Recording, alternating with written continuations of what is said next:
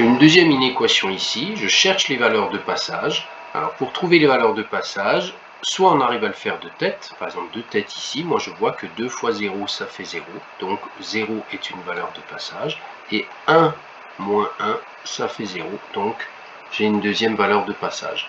Pour les trouver de manière plus calculatoire, on va dire, on pose 2x égale 0, ce qui donne x égale 0 divisé par 2, c'est-à-dire 0.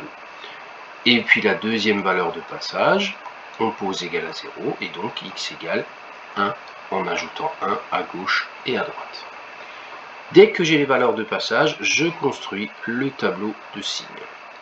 X varie entre moins l'infini et plus infini, en passant par les deux valeurs de passage que je viens de trouver. Nous avons le facteur 2x, le facteur x moins 1, et 2x que multiplie x moins 1 ici. Alors je symbolise les valeurs de passage, ici, ici, et les deux là.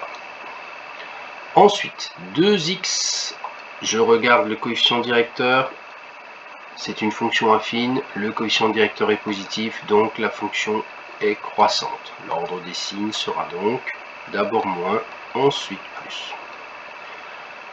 Deuxième,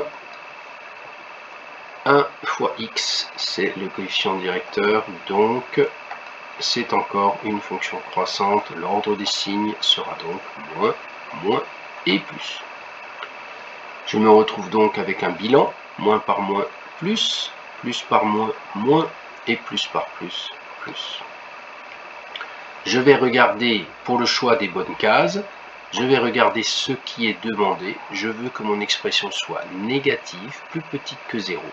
Donc je choisis la case, la seule case ici, moins, qui correspond à l'intervalle 0, 1.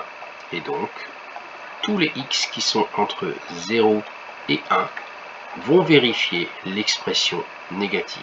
C'est-à-dire que si vous prenez n'importe quelle valeur de x, 0,2, 0,3, 0,7, là-dedans, vous savez à l'avance que le résultat de cette multiplication sera négatif. Encore un dernier détail, les crochets. Les crochets sont tournés vers les nombres parce que ici, il y a un négatif ou nul.